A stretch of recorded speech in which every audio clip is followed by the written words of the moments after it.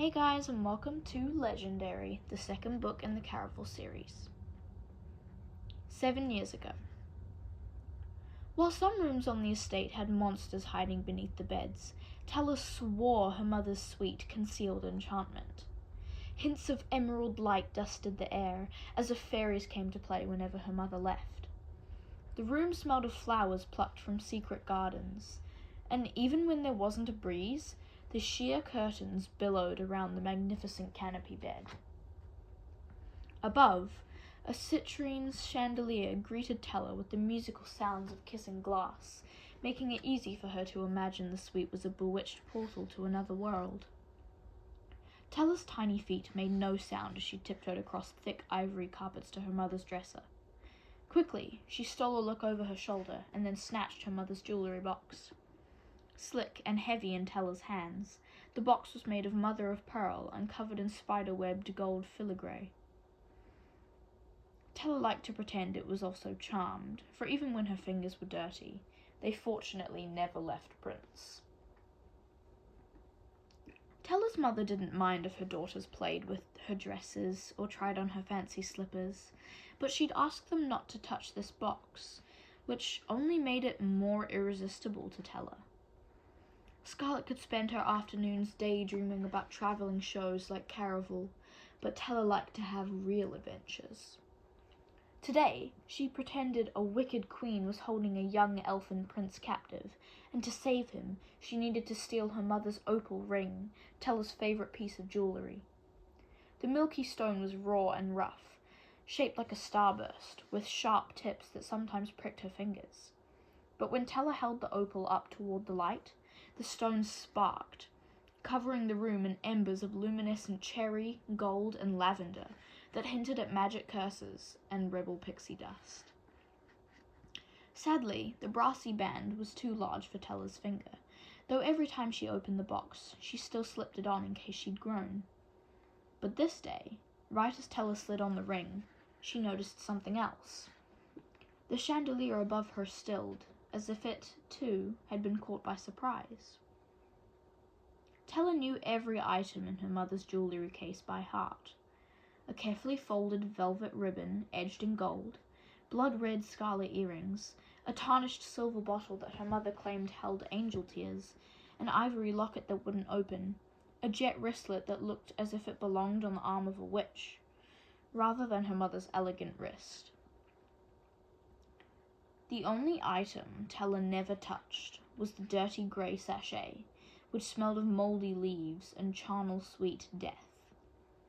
It keeps the goblins away, her mother once teased. It kept Tella away as well. But today, the ugly little purse flickered, drawing Tella toward it. One moment it looked like a bundle of rot and smelled of decay. A blink later, in its place rested a gleaming deck of cards, tied with a delicate satin ribbon. Then, in a flash, it was back to the nasty pouch before it transfigured into the cards again. Abandoning her play mission, Tella quickly grabbed the silky cord and lifted the deck from the box. Instantly, they stopped shifting. The cards were so very, very pretty. Such a dark hue of nightshade they were almost black, with tiny hints of gold flecks that sparkled in the light, and swirly strands of deep red-violet embossing that made Tella think of damp flowers, witch's blood, and magic. These were nothing like the flimsy black and white cards her father's guards had taught her to play betting games with. Tella sat down on the carpet. Her nimble fingers tingled as she untied the ribbon and flipped over the first card. The young woman pictured reminded Tella of a captive princess. Her lovely white dress was shredded, and her tear-shaped eyes were as pretty as polished sea glass, but so sad they hurt to look at. Most likely because her head was caged in a rounded globe of pearls. The words, "The Maiden Death," were written at the bottom of the card. Tella shuddered. She did not like the name, and she was not fond of cages, even pearly ones.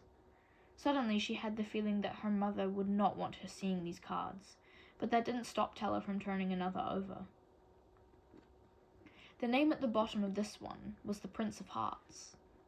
It showed a young man with a face made of angles and lips as sharp as 2 knife blades. One hand near his pointed chin clasped the hilt of a dagger, and red tears fell from his eyes, matching the blood staining the corner of his narrow mouth. Tella flinched as the prince's image flickered, there and gone, the same way the foul sachet had wavered earlier. She should have stopped then. These cards were definitely not toys. Yet a part of her felt as if she was meant to find them. They were more real than the evil queen or the elfin prince of her imagination, and Tella dared to think that perhaps they would lead her on a genuine adventure. The next card felt especially warm against her fingers, as Tella turned it over. The Oracle. She did not know what the strange name meant, and unlike the other cards, this one did not appear to be violent. The edges were covered in ornate swirls of molten gold, and the center was silver like a mirror. No, it was a mirror. The shining middle reflected Tella's honey blonde curls and her round hazel eyes. But when Tella looked closer, the image was wrong. Tella's pink lips were trembling, and fat tears were running down her cheeks. Tella never cried, not even when her father used harsh words, or Philippe ignored her in favor of her older sister. "I wondered if I'd find you in here, my little love." Her mother's soft soprano filled the room as she swept inside.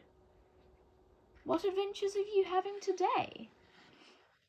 As her mother bent toward the carpet where Tella sat, her hair fell around her clever face in elegant rivers.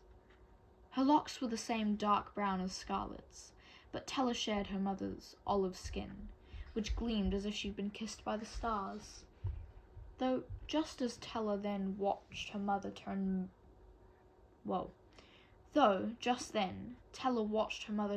moonstone pale as her eyes latched onto the upturned images of the Maiden Death and the Prince of Hearts. "Where did you find these?" Her mother's sweet voice remained, but her hands swiftly snatched the cards, giving Tella the impression she'd done something very wrong. And while Tella often did things she wasn't supposed to, usually her mother didn't mind. She'd gently correct her daughter, or occasionally tell her how to get away with her little crimes. It was her father who was easily angered. Her mother was the soft breath of air that blew out his sparks before they could ignite into flames. But now, her mother looked as if she wanted to start a fire and use the cards for kindling. "I found them in your jewelry box," Tella said. "I'm sorry. I didn't know they were bad." "It's all right." Her mother ran a hand over Tella's curls. "I didn't mean to frighten you, but even I don't like to touch these cards." "Then why do you have them?" Her mother concealed the cards inside the skirts of her gown before setting the box on a high shelf by the bed, beyond Tella's reach. Tella feared the conversation was over, as it undoubtedly would have been with her father, but her mother didn't ignore questions from her daughters. Once the box was tucked safely away, her mother folded herself onto the carpet beside Tella. "I wish I'd never found these cards," she whispered, "but I will tell you about them if you swear to never touch this deck or another deck like this again." I thought you told Scarlet and I never to swear." "This is different." A corner of her mother's smile returned, as though Tella was being let in on a very special secret. It was always this way. When her mother chose to focus her glittering attention on Tella alone, she made Tella feel as if she were a star, and the world revolved around only her. "What have I always told you about the future?" "Every person has the power to write their own," Tella said. "That's right," her mother said. "Your future can be whatever you wish. We all have the power to choose our own destiny. But, my sweet, if you play with those cards, you give the fates pictured inside them the opportunity to shift your path.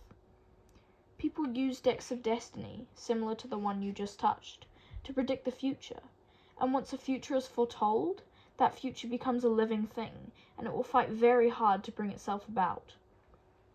This is why I need you to never touch those cards again. Do you understand?" Teller nodded, though she didn't truly understand. She was still at that tender age where the future seemed too far away to be real. It also did not escape her notice that her mother never said where the cards came from. And that made Teller's fingers clench a little tighter around the one still in her hand. In her haste to pick up the deck, Teller's mother hadn't noticed the third card Teller had turned over. The one still in her possession. The Oracle. Teller carefully hid it beneath her crisscrossed legs as she said, "I swear to never touch a deck like this again."